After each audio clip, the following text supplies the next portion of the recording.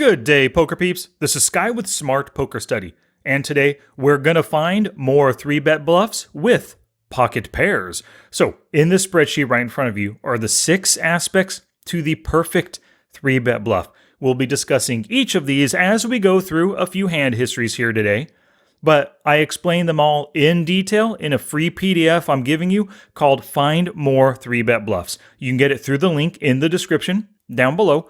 Page 1 of the PDF goes into details on why you want a 3-bet, breaks down the 6 aspects of the perfect 3-bet bluff, and then down below on page 2 starts a 20-question quiz on 10 different situations to get you analyzing various 3-bet bluffing opportunities.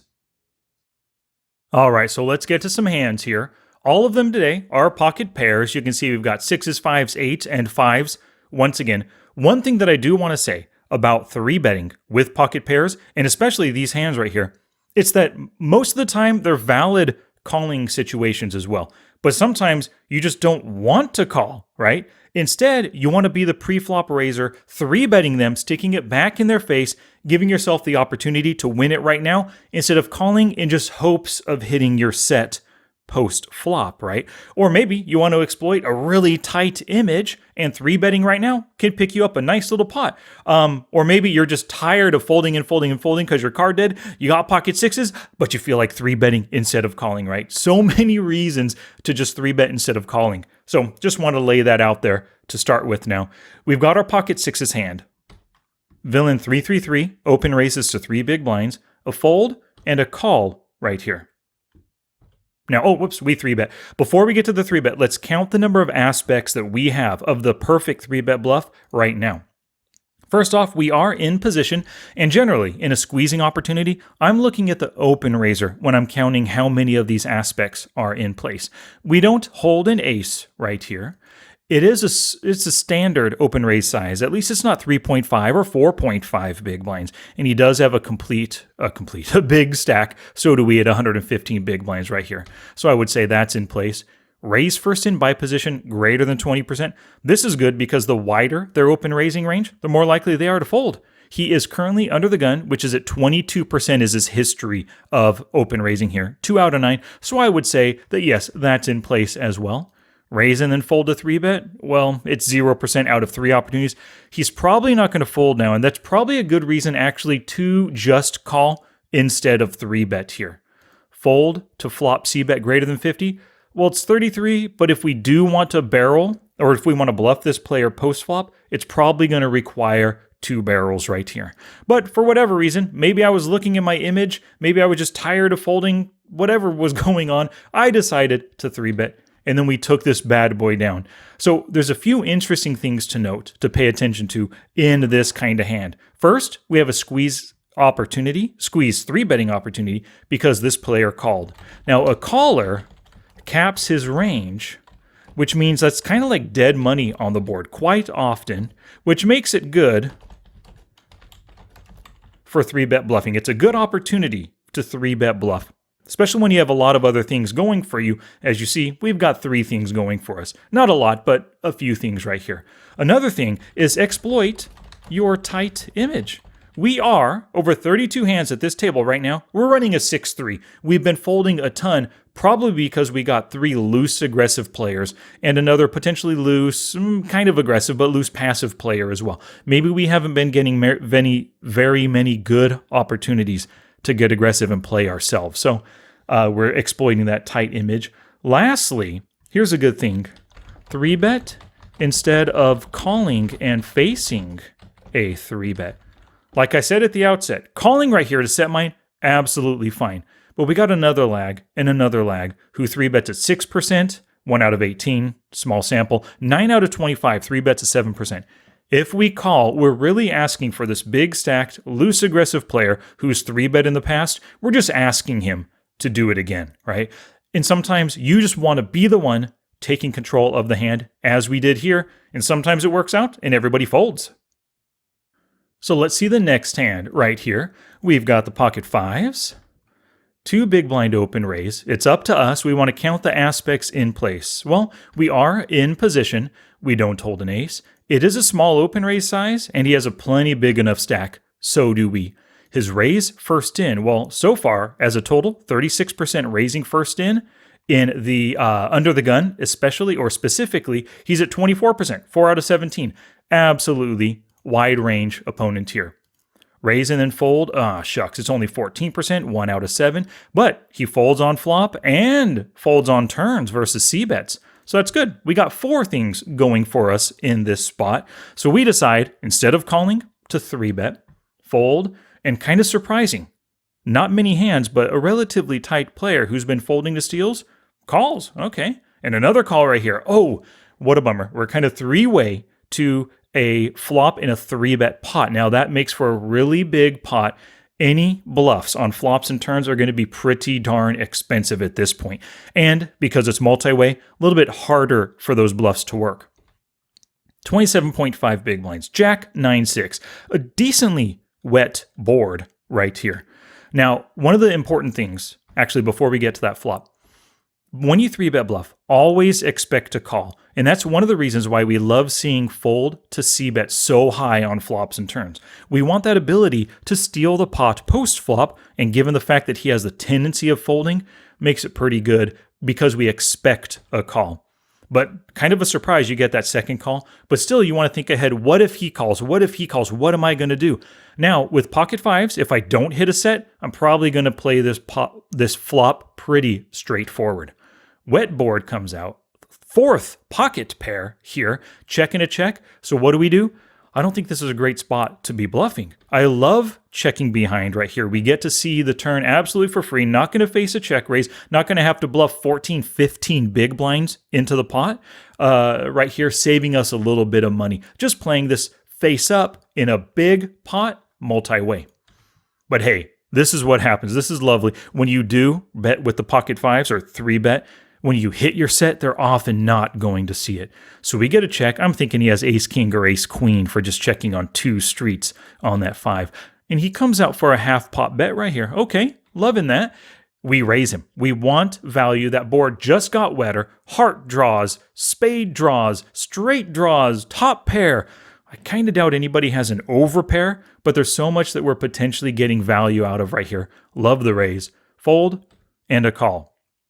When he calls, it's a little concerning. It means he has something on this board that he feels is valuable enough. We raised a pretty healthy size right here. So I'm not a big fan of the 4 of spades coming out. Completed the flopped flush draw. He checks. Man, I'm torn right here. I'd have to do a full hand reading exercise to gauge whether or not I should be value betting. When we see his showdown hand after I check, then I think, yes, I could have value bet even just 20 big blinds. I bet he would have called with his big stack thinking that we were bluffing him. But I really didn't want to face a check raise. Maybe that's a little bit tight, maybe a little nitty. Maybe I wasn't getting the value I should have gotten on this river. But hey, I 3-bet with pocket fives, earned a decent amount of value. So I'm decently satisfied with this hand, but not as satisfied as I could have been. Some important notes here on this one. When you're 3-bet bluffing, always expect a call. Have a flop turn plan. Please have that in place. Lastly, in multi-way pots, in 3-bet pots, it's a big pot, expensive bluffs. So just be ready for that. If it was just 2 of us in, about 20 big blinds on the flop, I could have bluffed 8, 9, 10, 11 big blinds. But given that it was 27, it's going to cost a little bit more on that flop, 13, 14, 15, to kind of send the message that I have pocket aces, kings, a big hand, and I want to get value out of him. All right, the next hand, pocket 8s this time. 28-15, 2.5 big blind open raise. Before it comes to us, like I said, this is a totally valid call. I wouldn't fault you or myself if I had called right here. But let's count up how many aspects are in place. We are definitely in position. We don't hold an ace. It is a small open raise with a plenty big enough stack. Raise first in by position. Let's see what it is. We only have 40 hands. Raises first in 30. He is under the gun. And it is 25%. It is only 1 out of 4. Very small sample size. So I am not going to say that he's necessarily raising with greater than 20% under the gun right here. Raise and then fold. Oh, not there at all. Fold to flop c-bet. Okay, 50%, not bad. 2 out of 4. That is a little thing benefiting us right here. So he checks on the flop. We completely whiff. We can bluff him. But we 3-bet to 10. We get a few folds and a call. Now, this is very important. We always have to ask ourselves, what is he doing this with? What is his 3-bet calling range? Well, let me tell you, it's probably a lot of pocket pairs, but it's also a lot of the best Broadway hands. Ace, king, king, queen suited, king, jack suited, king, queen off, maybe ace 10 suited, ace, jack offsuit, things like that. So it's a lot of Broadway in his calling range. The flop comes 4, 5, 6. He checks, and I love the fact that he's shown that he's capable of folding to c-bets in the past. I also love the fact that that board came out. We have an overpair plus a gut shot. Really good spot to be c-betting. Now, he could call with a couple of hearts. Ace 10 of hearts is going to call right here. We're ahead of that. We're getting value out of him at this point. But here's another thing. I don't mind at all just ending the hand now. So this bet serves two purposes. Potentially getting him to fold anything with equity. The ace of hearts or the king of hearts with another big card. So 2 overcards plus a backdoor draw. If he folds those, yeah, sure, we're missing out on value, but at least we're taking this 3-bet pot down right now. And then if he can fold any 2 overcards, I doubt he can fold pair of 3s.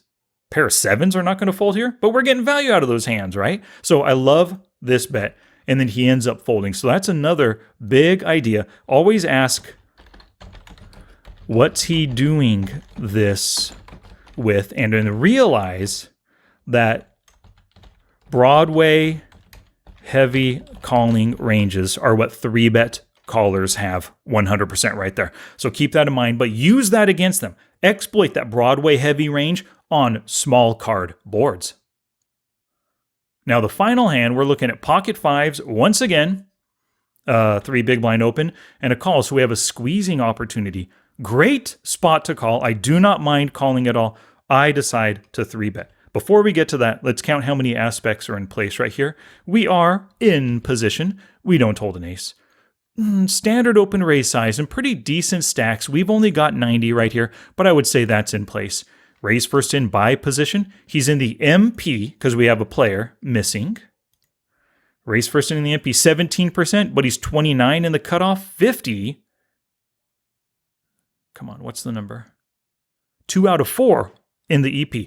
Yeah, I think there's a very good chance he has somewhere around a 20% range right here in the MP. So we can go ahead and mark that. No facing 3-bets yet, but he has folded 1 out of 1 to c-bets. So at least we have some history of him folding, gives us an option post-flop right here. So we end up 3-betting, hoping to get everyone to fold. And also, once again, this 3-bet, we make it in ourselves so that we don't have to face a 3-bet from like this tight aggressive player who's capable of 3-betting 3 out of 46 opportunities. We get a fold, and a call, and a fold. Okay, great. We're going heads up to the flop, 3-bet pot, who folds 100% so far. Not minding this at all. Now, this is great. This illustrates a really good point. Remember in the prior hand when I said 3-bet callers have ranges full of Broadway cards? Wow, we got 2 Broadways plus 1 card just below Broadway. This is a pretty darn scary board for us. And now Villain comes out firing 21 big blinds, 3/4 pot into the 28 big blind pot. Yeah, he loves his hand. We flopped absolutely nothing on this board against a player whose range struck this board hard. Really easy fold on our part. Bummer that we had to fold. Would have rather seen him check and a different kind of board come out for us to bluff. But so be it. We made a read pre-flop based on how he called our 3-bet. Put him on a Broadway heavy range. He tells us he loves his hand on the Broadway heavy board. Easy fold. Alrighty, make sure you get that free PDF, Find More 3-Bet Bluffs, link in the description down below. Before you watch another video, please subscribe to my channel. And until next time, take action both on and off the felt to become the player that you want to be.